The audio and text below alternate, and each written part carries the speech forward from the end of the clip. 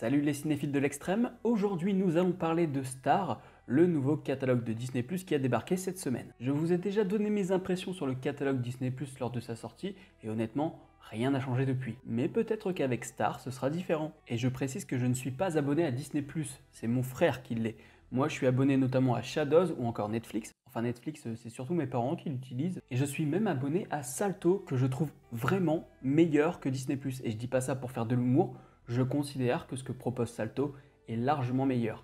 Et je vous en parlerai un peu plus tard, j'espère au mois de mars. Mais personnellement, j'utilise surtout Prime Video qui est à mon frère, et le jour où il arrête son abonnement, j'arrêterai Netflix pour Prime, hein, ça c'est sûr. Mais revenons à Star. Tout d'abord, je vais vous parler de manière objective du catalogue et ensuite je donnerai mon avis. Ou alors je vais partir en sucette dès le début. Tout d'abord, parlons de tarifs. Avant le 23 février, l'abonnement mensuel était de 6,99 € et maintenant il est de 8,99 €. Et pour un abonnement annuel, il passe de 69,99 € à 89,99 €. Star est annoncé comme une partie du catalogue qui s'adresse beaucoup plus aux adultes. Dès son arrivée, c'est environ 300 films et séries dont des documentaires qui sont ajoutés, notamment du Star original, c'est-à-dire du contenu exclusif à Star, dont 2 productions françaises, une série documentaire sur Soprano et une mini-série de 4 épisodes sur l'affaire Malik Oussekine. Mais pour l'instant, elles ne sont pas encore disponibles. Et sur le contenu français, c'est intéressant parce que Disney, je veux vraiment vous montrer qu'ils veulent miser là-dessus. Et d'ailleurs, écran là, j'en ai déjà parlé. Quel est le meilleur moyen de s'ancrer dans une culture, si ce n'est de se payer les scénaristes, les acteurs et les actrices, les sujets, les effets de mode, tout ce qui est propre à un pays, à une culture. C'est pas juste pour débarquer avec des contenus américains que Disney+ s'installe en France, c'est aussi pour pomper un maximum de cette culture et vraiment parler au public avec des choses qu'il connaît, qu'il aime, qu'il apprécie bien avant que Disney se soit installé. Je considère que c'est totalement vrai, mais j'irai un peu plus loin parce que nous, on a un truc exceptionnel qui s'appelle la chronologie des médias. Si vous voulez en savoir plus, j'ai fait une vidéo sur le sujet avec Cinématips. Et donc, comme Netflix, le fait de produire des œuvres françaises ou du contenu, comme les plateformes adorent le dire, les rapproche progressivement du statut de plateforme vertueuse, ce qui leur permettrait d'attendre moins longtemps après une sortie ciné pour pouvoir exploiter le film sur leur plateforme. Donc c'est pas juste pour faire plaisir au public français. Et très bonne idée d'avoir mis en avant une collection Made in France. Vous voyez que je peux être gentil quand je veux. Hérétique! Au bûcher! C'est le bûcher! Voilà pour l'essentiel. Maintenant, on va regarder un peu ce que propose le catalogue et c'est le moment où je vais donner mon avis. D'abord les films. Dans la catégorie saluée par la critique, on peut déjà voir La couleur des sentiments,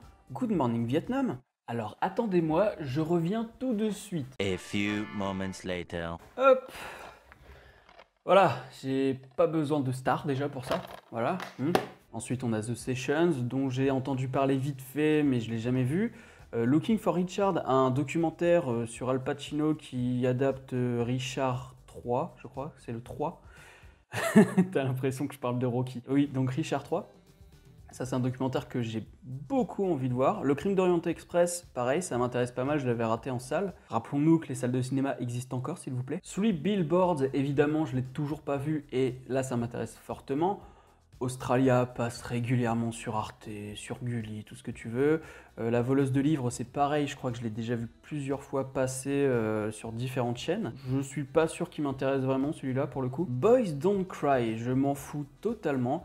À bord du Darjeeling Limited, alors là pour le coup, si vous n'avez jamais vu les films de Wes Anderson, c'est un bon démarrage celui-là, rien que la scène d'intro avec Bill Murray qui court après le train, c'est magique. Hitchcock, un très bon biopic. Walk the Line, ça il faut que je le voie. Le secret de Lily Owen, je m'en fous totalement. The Artist, c'est du vu et revu. Titanic, vu et revu. Grand Budapest Hotel, il passe régulièrement sur le groupe TF1. Mais là au moins vous avez l'avantage de ne pas avoir les pubs. Dernier Roi d'Écosse, très bon. L'Odyssée de Pi repasse régulièrement sur le groupe M6. Little Miss Sunshine passe au moins une fois par an sur Arte. Garden State, je ne vois pas ce que c'est du tout. Ah, mais il y a Zach Braff et Nathalie Portman, donc ça pourrait m'intéresser potentiellement. Donc là, on est plutôt bien. À tombeau ouvert avec Nicolas Cage, bon, ça m'intéresse. La cousine bête, je m'en fous. Crazy Beautiful, je connais pas. Les figures de l'ombre, je le verrai un jour, mais c'est pas non plus pressant. Be Wild, qu'est-ce que c'est que ça? Ouais, c'est une sorte de Into the Wild, mais avec une femme. Si je comprends bien un peu l'idée, quoi. Pourquoi pas? Pourquoi pas? C'est pas dans mes projets, mais ça pourrait être intéressant. Là-dessus, pas de problème.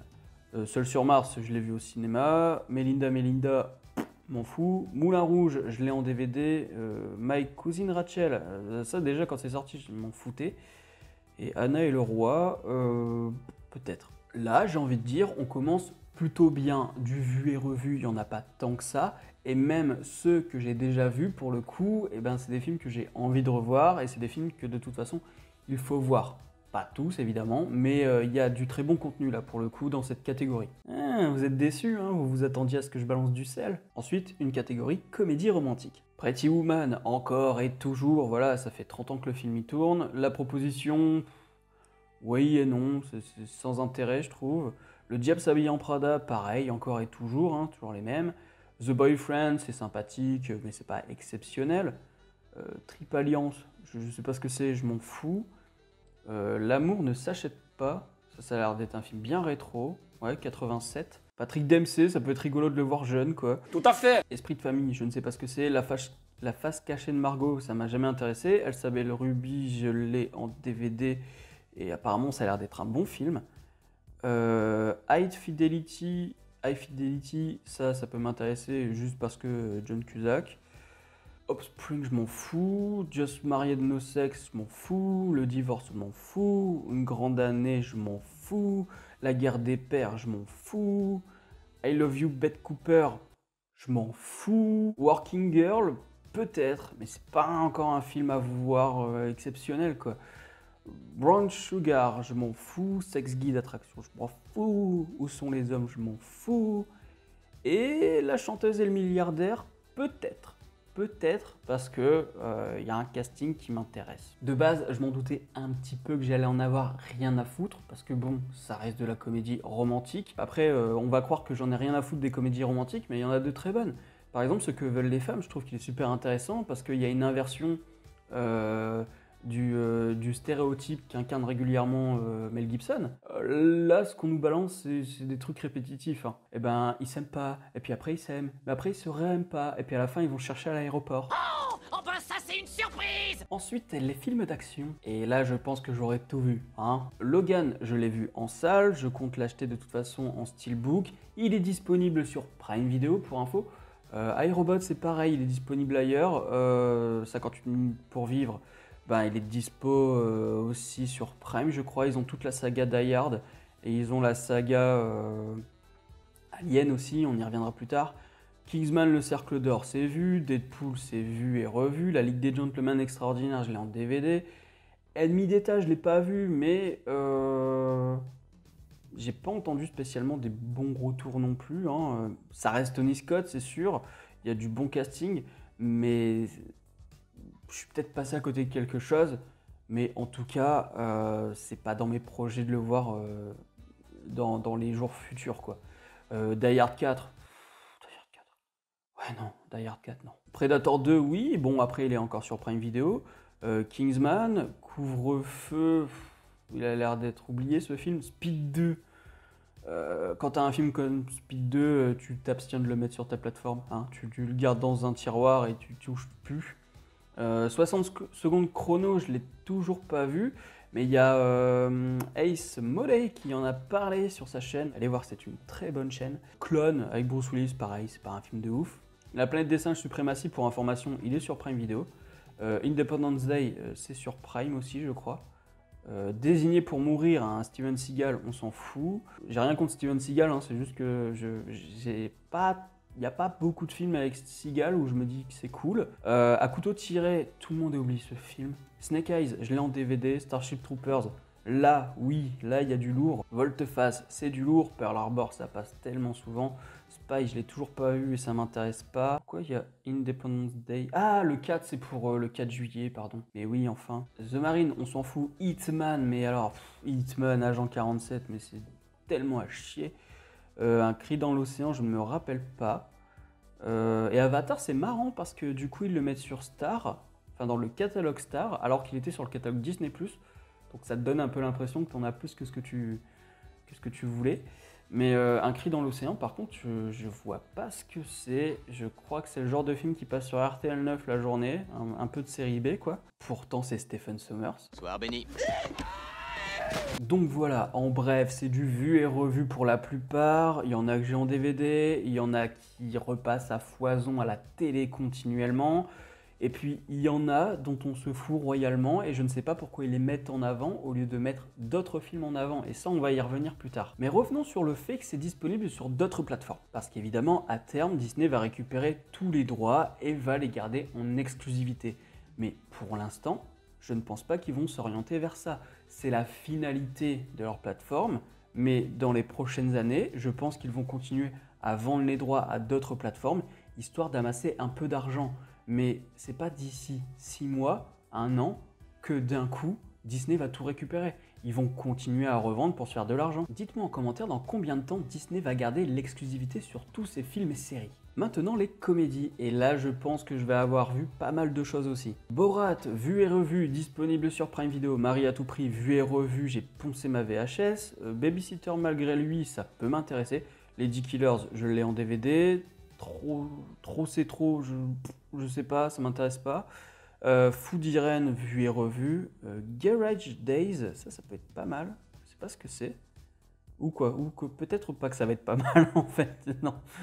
Ah si, Alex Proyas, pourquoi pas. À voir, mais je sais pas ce que ça donne. Dites-moi si vous avez vu ce film. Super Troopers, je suis pas sûr que ça m'intéresse. Club Dead, non. Absolument fabuleux, version américaine, non. Don Hemingway, qu'est-ce que c'est que ça? Jude Law joue Don Hemingway, un perceur de coffre-fort au caractère bien trempé, à la mémoire longue, qui décide de récupérer son dû après avoir passé 12 ans en prison. Qui se rappelle de ce film? Personne. Confetti, je ne sais pas. Le beau gosse, non. Terrain d'entente, peut-être pas non plus. In Her Shoes, non. Corky Romano, peut-être. Rouge à lèvres et Arme à feu. Non, L'amour extra large, c'est bon, je l'ai vu et revu. The Closer You Get, non. Waterboy, vu et revu. Touche pas à mon périscope. Ensuite, on a Mystery Alaska. Ouais. Les Trois Corneaux, j'ai entendu des retours, c'est pas ouf apparemment. Gentleman Broncos, je sais pas ce que c'est. Le cadeau du ciel, ça m'intéresse pas. Grand Budapest Hotel, on a déjà vu tout à l'heure. Elle s'appelle Ruby, déjà vu tout à l'heure. Darjeeling Limited, vu tout à l'heure. La famille Tenenbaum, là pour le coup, pareil, du Wes Anderson, c'est à voir, et Pretty Woman. Toujours cette technique de te remettre dans certaines catégories des films que tu as déjà vus avant pour te donner l'impression qu'il y a beaucoup plus de contenu que ce que tu pensais. Bande de petits filous. Voilà, il n'y a pas grand chose qui m'intéresse parce que je les ai déjà vus, parce que je les ai en DVD. Par contre, c'est vrai que si vous voulez découvrir Wes Anderson, ben, il y a de quoi faire déjà sur Star. Donc là, c'est un bon point que je peux accorder, c'est que oui, ben, il y a du Wes Anderson, et Wes Anderson, ben, il y a pas, c'est un taré de l'image, quoi. Il est fou ce mec, il est méticuleux d'une puissance, ses cadres, c'est au millimètre près, quoi. Donc privilégier Wes Anderson plutôt que la nostalgie. Maintenant, la catégorie horreur. Est-ce qu'on va se taper des trucs bien bourrins? Ou alors est-ce qu'on va avoir des trucs pour adolescents que tu peux regarder dès l'âge de 10-12 ans? Jennifer's Body, je ne l'ai pas vu, mais je ne considère pas ça comme de l'horreur. Enfin, c'est de la comédie horrifique, mais voilà quoi. La colline à des yeux de Alexandre Aja, ouais. Enfin, je l'ai toujours pas vu, mais je sais que beaucoup disent que limite il est meilleur que celui de Wes Craven, même si bon, il faut reconnaître que c'est Wes Craven qui a amené le truc quoi. The Door, je ne sais pas du tout ce que c'est. Helstrom, c'est une série Star Originals qui m'intéresse pas tant que ça en fait. Mais ce que je ne comprends pas, et ça c'est vraiment dommage, c'est qu'ils te mélangent films et séries dans les mêmes catégories parfois. Là, c'est-à-dire que Helstrom, tu peux croire que c'est un film, tu cliques dessus, tu te rends compte que c'est une série. Donc ça fait un peu chier. 28 jours plus tard, je l'ai en DVD. Bon, ça reste quand même du Danny Boyle, hein, c'est plutôt cool. Darkwater, je ne l'ai pas vu, mais ça a l'air pas mal de ce que j'ai entendu dire. La Malédiction, pareil, pas vu. Phénomène, par contre, Phénomène, non. La Gorge du Diable, je ne me rappelle plus. Alien Covenant, de toute façon c'est sur Prime Video, et de toute façon Alien Covenant, hein, si on pouvait éviter ce serait pas mal. Scream Queens, alors ça est-ce que c'est un film, est-ce que c'est une série? C'est une série, Primeval, ça sent la bonne série Z que tu payes, tu sais, 50 centimes dans ton cash converteur. 28 semaines plus tard, c'est la suite de 28 jours plus tard. Damien la Malédiction 2, The Strain, pareil, c'est une série ça. Alien vs Predator Requiem, Alien 3, Aliens le retour, c'est pareil, hein, c'est sur Prime ça. Signe, From Hell, je viens tout juste de l'acheter en DVD, Alien vs Predator, X-Files. Alors là, pour le coup, c'est vrai que Prime Video a toutes les saisons de X-Files, mais ils n'ont pas les films, je crois. Donc là, oui, pourquoi pas. D'ailleurs, c'est le film ou la série, là? Ah, alors attends, il n'y a que les 9 premières saisons. Il manque 2 saisons. Tiens, et une question que je me pose, est-ce qu'ils l'ont mis au format 4/3? Ok. Donc c'est au format 16/9. Le truc avec le 4/3, surtout avec X-Files, c'est que ça te rajoute un hors-champ supplémentaire, tu vois. Donc du coup, t'es encore plus confiné, t'es dans une sorte de... C'est pas un carré, c'est pas vraiment un carré le 4/3, mais du coup tu te retrouves encore plus étriqué. Et je trouve ça dommage du coup de se dire que la série, bah, finalement, elle avait quand même été pensée pour la télévision, donc en 4/3, et que derrière, eh ben, on nous la balance en 16/9. Dommage, dommage, dommage. Donc notons qu'il n'y a pas toutes les saisons de X-Files. Je vais appeler Internet et leur demander... Et enfin, Black Swan. Et là, Black Swan, faut m'expliquer pourquoi c'est dans horreur. En fait, Star, plus j'avance dedans, et plus je me dis que c'est un Netflix, en fait. C'est la même cible, en fait. Star et Netflix, c'est la même cible. Prime Video, c'est encore une autre cible un peu plus adulte, je trouve. Pas parce que les films sont matures, mais parce que on te propose des films comme Le Flic de Beverly Hills ou quoi, des trucs qui te renvoient aux années 80-90. On te propose de la série Z aussi, des films avec Bruce Campbell qui se bat contre des insectes géants, des trucs comme ça. Donc, Prime, il est vraiment... c'est encore un autre cas, mais j'ai l'impression que Star se rapproche beaucoup plus de ce que peut proposer Netflix. Notamment aussi quand on voit les stars originales, qu'on verra un peu plus loin. Là, pour le coup, c'est le même type de produit, en fait. Maintenant, la science-fiction. Et là, ça triche énormément parce qu'ils te mettent des trucs qu'il y a dans horreur, dans science-fiction, comme ça, ils doublent. Le labyrinthe, honnêtement, j'ai arrêté au 2e parce que ça m'a vite saoulé. Voilà, ils ont remis Alien vs Predator auprès de moi toujours. J'adore ce genre de titre qui me donne pas envie d'y aller, même s'il y a Andrew Garfield. Non, il est intriguant, mais pas au point de me dire faut que je le vois à tout prix. Terra Nova, la série a été annulée. Hein. Lost, voilà, si tu veux te refaire Lost. Il y a Alien qu'ils ont remis ici. Sleepy Hollow, la série, je crois qu'elle a été annulée aussi. Ah non, elle est en cours, elle est encore en cours. Voisin du 3e type, ben ça pareil, c'est sympathique, mais voilà, c'est pas exceptionnel.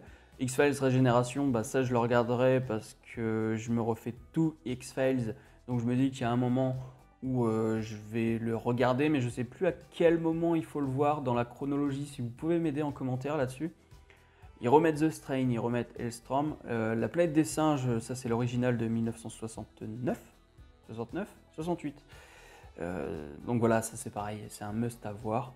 Et d'ailleurs, je trouve que le reboot qu'on a eu dans les années 2000, enfin 2010, vraiment cool, vraiment cool. C'est rare de voir un reboot qui arrive à proposer autre chose que le film original sans tomber dans un truc assez chiant, quoi. Willow dans science-fiction. Non mais... En plus, vous foutez de ma gueule parce qu'il était déjà dans le catalogue Disney+, et là vous le mettez dans Star en mode hey, vous avez vu, on a Willow. C'est pareil, les aventures de Jack Burton, qu'est-ce que ça fout là? Alors déjà, Willow et Jack Burton, je les ai en DVD, mais en plus, Jack Burton, je suis désolé, c'est pas de la science-fiction, c'est du fantastique. Arrêtez de faire n'importe quoi. Ah, là il y a la mouche, là ça fait plaisir, là il y a la mouche. Ils ont remis Alien, Zardoz, quand j'ai vu qu'il était dans le catalogue, j'ai choqué. Je ne m'attendais pas du tout à ça. Donc ouais, voilà, Zardoz, je pense que là, bon voilà, Predator 2 et la planète des singes qu'ils ont remis, mais je pense que Zardoz, sur toute cette catégorie science-fiction, c'est le seul film qui m'intéresse en fait. C'est le seul film où je me dis, oh, ouais, il faut vraiment que je voie ce film. Alors je vais pas faire toutes les catégories parce qu'il y a plein de films qui se retrouvent dans plusieurs catégories, puis au bout d'un moment, on a compris que globalement, il n'y avait pas grand-chose d'intéressant. Alors niveau documentaire, je suis très intrigué par les documentaires ESPN, notamment il y en a un que je vais regarder assez rapidement, c'est Jordan Ride the Bus, avec Michael Jordan qui est dans sa carrière de baseball. Ça je vais regarder, mais ça c'est sûr. Et puis Looking for Richard, dont j'ai déjà parlé tout à l'heure. Mais pareil, il y a celui qui a gagné contre Mike Tyson, ça je vais aussi regarder. O.J. Simpson, ça m'a jamais vraiment intéressé, hein, c'est pas trop mon truc. Là, je vois qu'il y a encore un truc de basketball. Enfin, vraiment, ESPN, c'est vraiment cool. Là, pour le coup, il y a des choses intéressantes. Il y a un truc sur Bruce Lee aussi, je vois. Donc, oui. Là, sur les documentaires, je suis plutôt intrigué, je suis assez impatient de voir ce qu'ils vont proposer. Parce que je rappelle que ESPN appartient à Disney.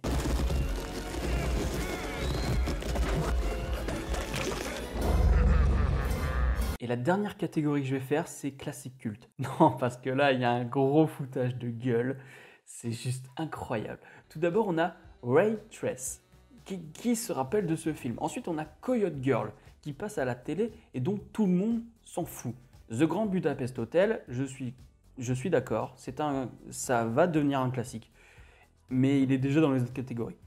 35 heures, c'est déjà trop. Qui connaît ce film? Voilà, qui connaît?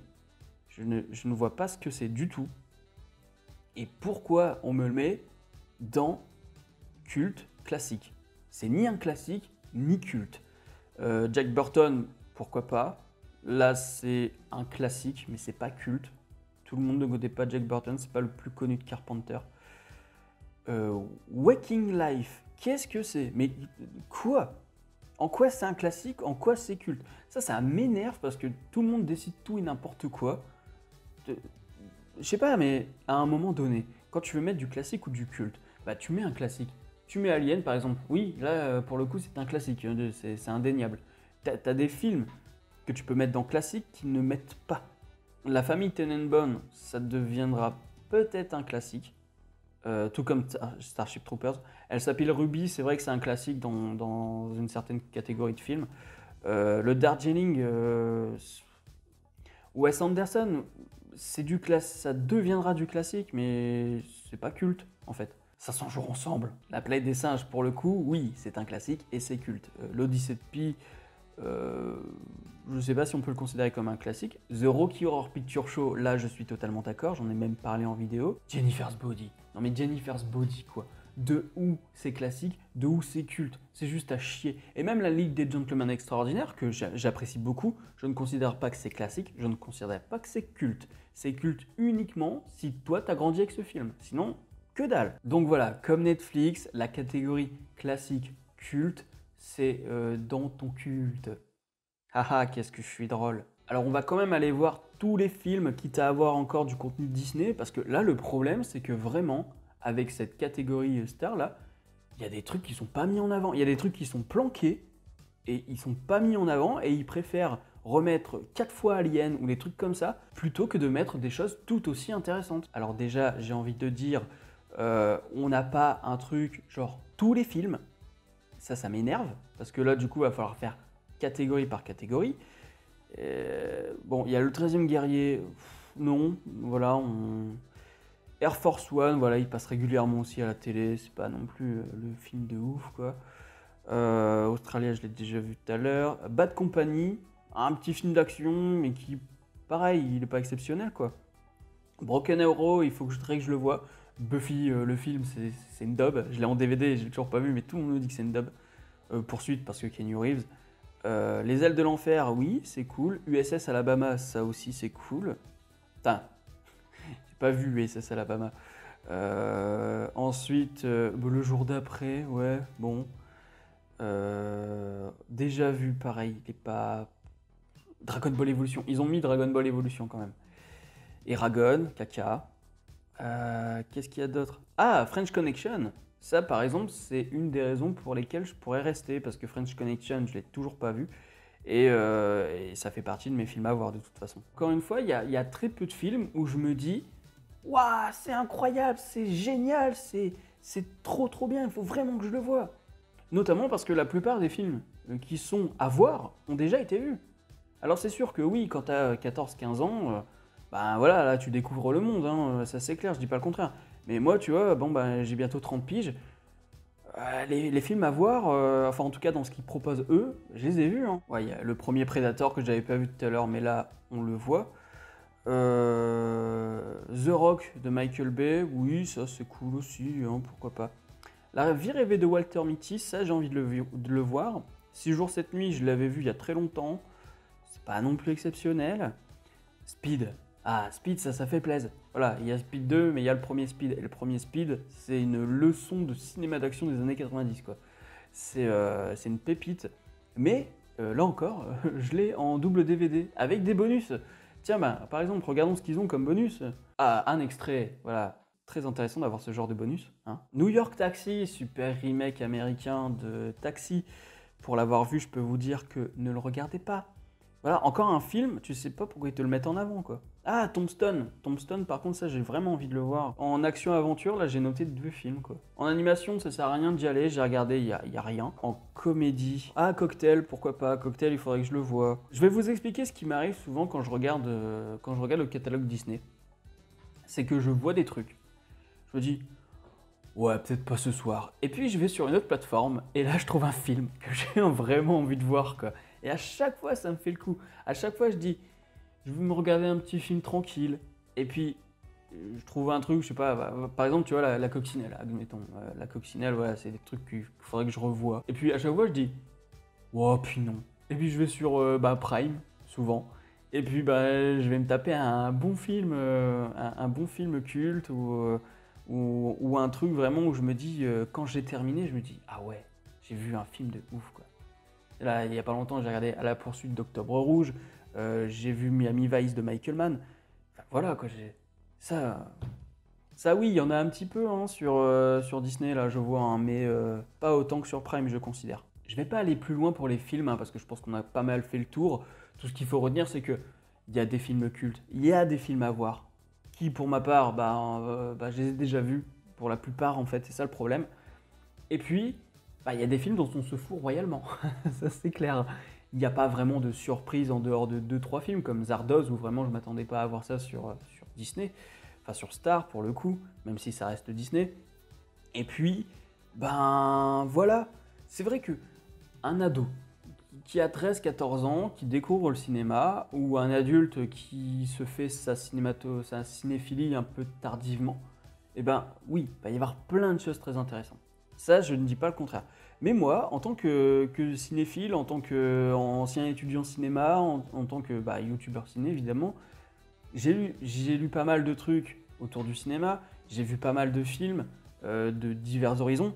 Donc quand j'ai atterri sur ce genre de plateforme, je me dis ouais. Et oui, la phrase que j'ai dit comme quoi je lisais des bouquins, je faisais des études et tout, je sais qu'il y en a qui vont me dire que je suis prétentieux. Mais non, c'est juste un fait. Et là, ça fait encore plus prétentieux. Donc maintenant, on va passer vite fait aux séries. Alors à la une, on a 3 séries originales. Donc on a Big Sky, dont je me fous royalement. Love Victor, qui est la suite de Love Simon, si je dis pas de bêtises. Et pareil, je m'en fous. D'ailleurs, je comprends pas parce que, là encore, quand on nous dit que Star, c'est un peu plus pour les adultes et tout, je suis désolé. Mais là, on commence avec Big Sky et Love Victor. Non. Ce sont des trucs d'adolescents. Voilà, alors Disney+, ça a toujours été pour les enfants. J'ai pas encore vu de film où je me dis ah oui, là c'est très adulte, là c'est très fort, tu vois, comme sujet. C'est pas HBO. Je vais pas rester sur à la une et on va attaquer animation pour adultes. Là, clairement, y a rien de nouveau. Si tu veux te refaire Futurama, ok, American Dad, tu peux te le refaire, les Griffins pareil, les Simpsons pareil. Il y a un truc.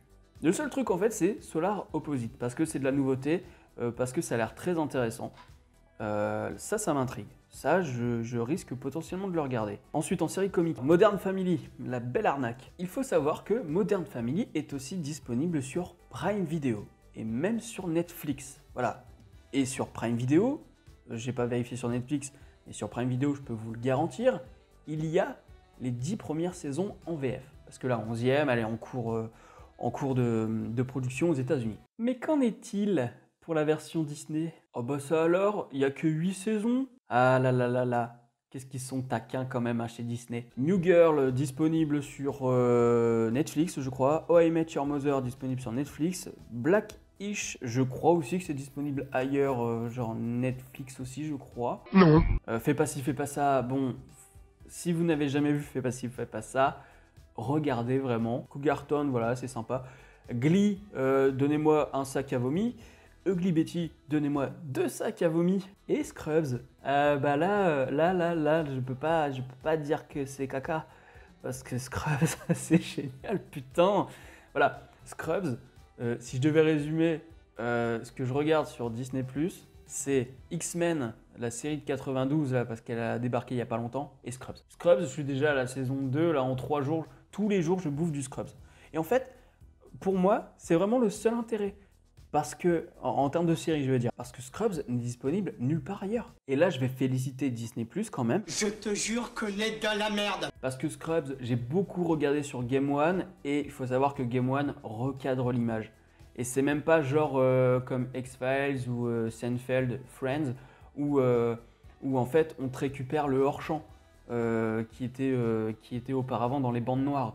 Là, c'est vraiment un recadrage, on t'agrandit l'image, donc du coup, c'est coupé sur le bas et sur le haut. Game One, là, pour le coup, ils avaient craqué. Et là, ben, Scrubs, c'est en 4 tiers. En tout cas, les premières saisons. Après, c'est plus en 4 tiers, je crois. Donc, merci Disney+, de garder le format d'origine. Voilà, ne commencez pas à dire que je balance ma haine sur Disney, parce que je sais reconnaître quand il y a de bonnes choses. Je le fais depuis le début de la vidéo. Donc, s'il vous plaît, en commentaire, ne commencez pas à me traiter de rageux, parce que c'est pas du tout ce que je fais dans cette vidéo. En série policière et mystère, on a Bones qui passe continuellement sur le groupe M6, Castle qui passe aussi à la télé tout le temps, Lie to Me qui passe constamment sur le groupe M6, 911 qui passe aussi sur M6, Prison Break voilà, qui est dispo aussi sur Prime et sur Netflix, ou l'un ou l'autre, je ne sais plus.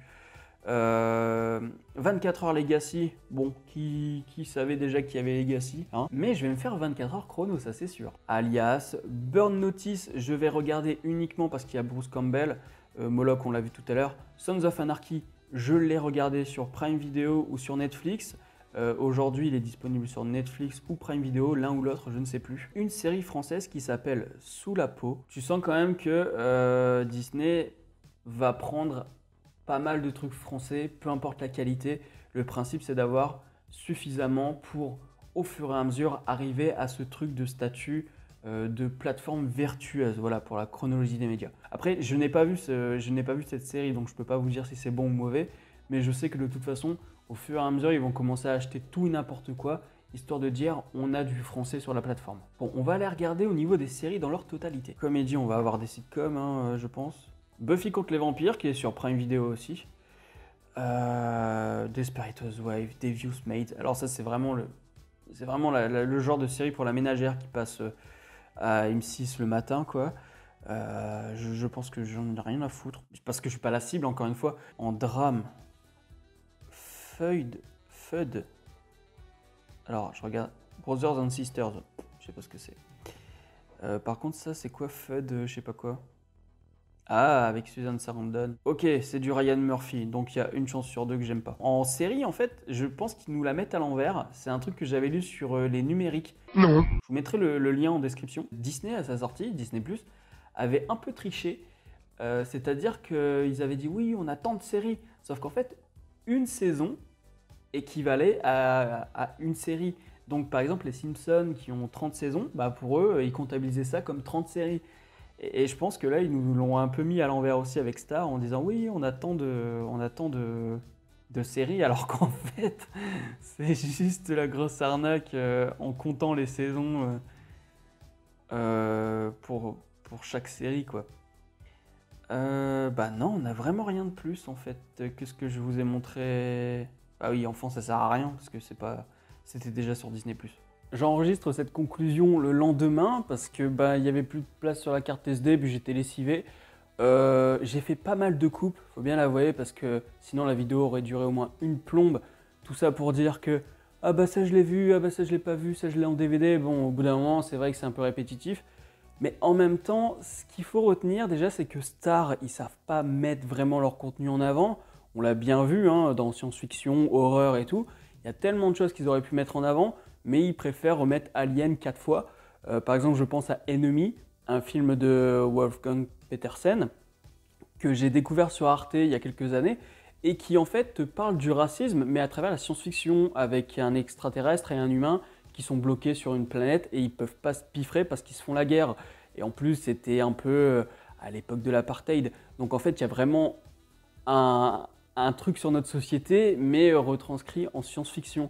Donc, ça, par exemple, il n'est pas mis en avant alors que bah, c'est sur Star. Star, c'est des petites pépites qui sont cachées au milieu de trucs dont on se fout royalement et d'autres choses qui sont vu et revu, hein, ça je l'ai dit toute la vidéo. Bref, si la vidéo vous a plu, n'hésitez pas à mettre un petit pouce bleu, à la partager sur les réseaux sociaux, à me dire en commentaire ce que vous avez pensé de tout ça, si vous allez vous abonner à Disney maintenant, si vous l'êtes déjà.